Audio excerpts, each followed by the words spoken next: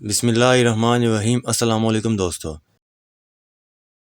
شہر کب خالی کرو گے؟ یروشلم میرا نہیں تو تمہارا بھی نہیں ہو سکے گا، اور تمہارا یہ خیال ہے سب کچھ بالکل ٹھیک کر لو گے؟ قسم ہے اس شہر کو لینے کی حسرت ہی تمہاری آخری حسرت ہو۔ عورتوں اور بچوں کو کیوں بھول گئے وہ جو اندر ہے؟ میری فوج کے ساتھ سب کچھ فنا ہو جائے گا۔ تو کیا ہے تمہاری شکایت؟ مجھے قسم ہے اللہ کی، کسی کو خراش تک نہیں آئے گی۔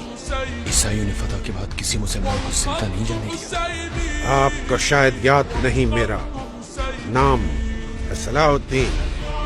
صلاح الدین۔ تو ٹھیک ہے، تمہارے حوالے کرتا ہوں یروشلم۔ السلام علیکم۔ الناصر صلاح الدین بن یوسف بن ایوب، جنہیں عام طور پر سلطان صلاح الدین ایوبی کے نام سے جانا جاتا ہے، ایوبی سلطنت کے بانی تھے۔ سلطان صلاح الدین ایوبی 1138 عیسوی کو موجودہ عراق کے مشہور شہر تکریت میں پیدا ہوئے، جو صوبہ کردستان کا ایک تاریخی علاقہ ہے، اور آپ نسلاً کرد تھے اور قبیلہ ربادیہ سے تعلق رکھتے تھے۔ آپ کے آباء و اجداد آرمینیہ کے قدیم تاریخی شہر دوبین کے باسی تھے۔ آپ کے دادا شازی ابن مرغان پہلے بغداد میں رہائش پذیر تھے، بعد ازاں جب تکریت میں منتقل ہوئے تو اس علاقے کے حاکم بہروز نے انہیں اسی شہر کا والی مقرر کر دیا۔ دادا کے انتقال کے بعد سلطان صلاح الدین ایوبی کے والد گرامی نجم الدین ایوبی اپنے والد کے چھوڑے ہوئے منصب پر فائز کر دیے گئے۔ وہ تکریت شہر کے حاکم بنے، مگر جلد ہی اس خاندان کو تکریت کا شہر چھوڑنا پڑا۔ ناظرین، مورخین لکھتے ہیں کہ تکریت سے ہجرت والی رات سلطان صلاح الدین ایوبی پیدا ہوئے، اور والد نے آپ کا نام مشہور نبی اسلام حضرت یوسف علیہ السلام کے نام پر یوسف رکھا۔ صلاح الدین ایوبی آپ کا لقب تھا۔ نجم الدین ایوبی نے اپنی خدا دانہ صلاحیتوں سے مسلمانوں کے مشہور حکمران سلطان نور الدین زنگی رحمۃ اللہ علیہ کا قرب حاصل کر لیا تھا۔ سلطان نور الدین زنگی نے جب دوسری بڑی صلیبی جنگوں کے بعد دمشق فتح کیا تو نجم الدین ایوبی کو یہاں کا حاکم مقرر کر دیا۔ دوستو، ان حالات سے اندازہ ہوتا ہے کہ نینہ صلاح الدین ایوبی کا بچپن اور لڑکپن کن حالات کے مشاہدے سے گزرا ہوگا۔ صلاح الدین ایوبی کے بارے میں بتایا جاتا ہے کہ وہ بچپن میں یونانی کمائے ہنسا کے اسما سے واقف حال تھے اور سوال و جواب میں ان کے حوالے بھی دیتے تھے۔ ابتدائی تعلیم میں قرآن و سنت کی طرف صلاح الدین ایوبی کی فطری رغبت تھی اور عربی اور قدسی زبانوں پر بھی کامل دسترس حاصل تھی۔ یہ وہ زمانہ تھا جب مشرق و مغرب کل امت مسلمہ بیت المقدس کی جدائی میں رو رہی تھی، اور صلیبیوں کے حملے سے مسلمان بہت پریشان رہتے تھے۔ وہ آئے روز کہیں نہ کہیں صلیبیوں کے ساتھ جنگ کا میدان سجا رہتا تھا۔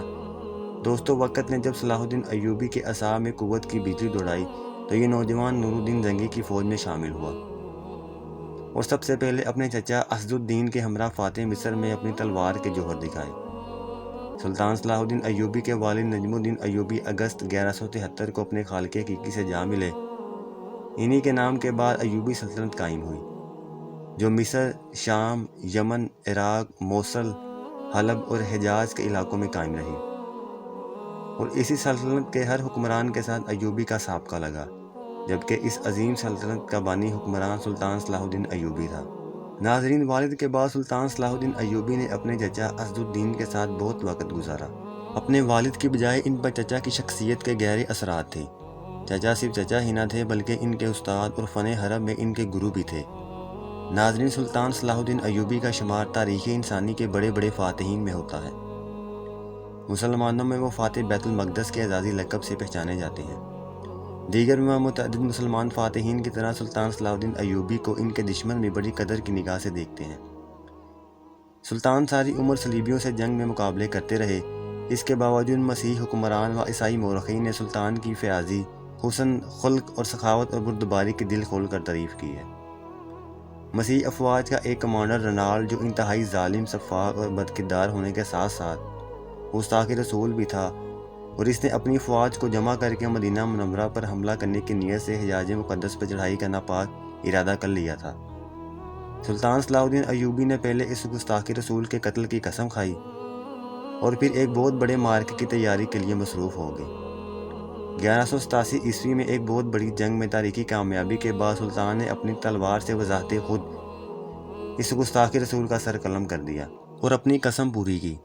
عیسائیوں نے 88 سال تک فلسطین پر قبضہ کیے رکھا اور مسلمانوں پر بیت المقدس کے دروازے بند کیے رکھے۔ عیسائی افواج جب فاتحین کی حیثیت سے بیت المقدس میں داخل ہو رہی تھی تو ان کے گھوڑے گھٹنوں گھٹنوں تک مسلمانوں کے خون میں ڈوبے ہوئے تھے۔ اور سارا شہر مسلمانوں کی لاشوں سے اٹا پڑا تھا۔ اس کے برعکس جب مسلمان حکمران سلطان صلاح الدین ایوبی نے بیت المقدس فتح کیا تو عیسائی زائرین کو بھی مقدس مقامات کی زیارت کی اجازت دے دی۔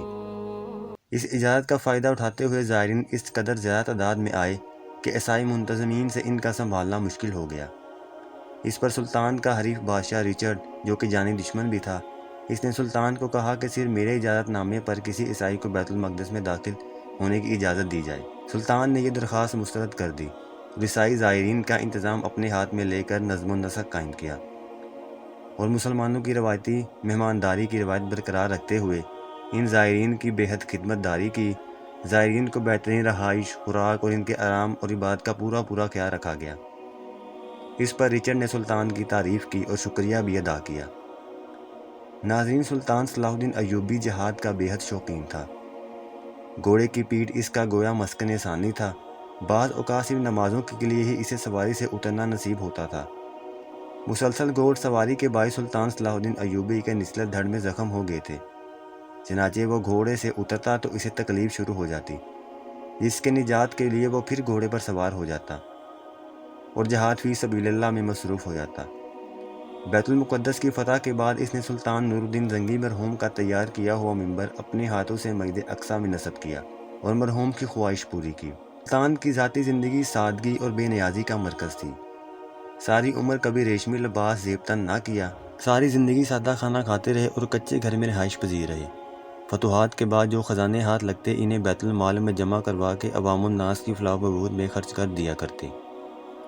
27 صفر 599 ہجری میں امت مسلمہ کا یہ بہادر حکمران ملک شام میں اس دنیا کو خیر آباد کہہ گیا۔ جامعہ مسجد دمشق کا جوار ان کی آخری آرامگاہ قرار پایا۔ ناظرین، آج کل کے حکمرانوں کے برعکس سلطان صلاح الدین ایوبی کے پاس کروڑوں کے بینک بیلنس، جواہرات یا محلات نہ تھے، بلکہ تاریخ گواہ ہے کہ جب اس عظیم رہنما کا انتقال ہوا تو ان کے پاس صرف 1 سونے کی اور 40 چاندی کی اشرفیاں تھیں۔ نیک دل بہادر فاتح نے اپنی تمام دولت اپنی زندگی میں ہی غربا میں تقسیم کر دی تھی اور وقت وفات اتنی رقم بھی نہ تھی کہ ان کی نماز جنازہ کا انتظام کیا جا سکے۔ ناظرین، سلطان صلاح الدین ایوبی نے کبھی زکوٰۃ نہیں دی، کیونکہ اپنے حصے کی تمام دولت صدقات میں بانٹنے کے بعد ان کے پاس کبھی اتنا بچا ہی نہیں کہ زکوٰۃ لاگو ہو سکے۔ ناظرین، ہر سال اپنی روحانی بیٹریاں چارج کروانے، مکہ کا قصد کرنے والے، کعبے کی چھت پر نماز پڑھنے والے، در کعبہ کو اپنے لیے کھلا ہوتے دیکھنے والے ہمارے تائیدار شاید یہ بھی نہیں جانتے کہ سلطان صلاح الدین ایوبی نے کبھی حج بھی نہیں کیا، کیونکہ ان کا خیال تھا کہ حج اپنی رقم سے ہوتا ہے، اور حکمران کے لیے اس وقت جب اس کی رعایا کی ذمہ داریوں سے فرصت مل جائے، سلطان صلاح الدین ایوبی کے پاس نہ کبھی مال اکٹھا ہو پایا اور نہ ہی اس کی ذمہ داریوں نے اسے حج کی مہلت دی۔ حج کی خواہش ہی رہی اور حیات موت کی آغوش میں جاس ہوئی۔ ناظرین، اس بہادر مسلمان حکمران کو دمشق میں اموی مسجد کے باہر ایک باغ میں دفن کر دیا گیا، اور آج بھی یورپ اور مغربی دنیا اس کی عظمت کی محترف ہے۔ مجھے امید ہے آپ کو اس ویڈیو سے بہت کچھ نیا جاننے کو ملا ہوگا۔ اب میں ملوں گا آپ سے ایک نئی انفارمیٹیو ویڈیو میں، تب تک کے لیے اپنا بہت سا خیال رکھیے گا۔ Thanks for watching this video. اللہ حافظ۔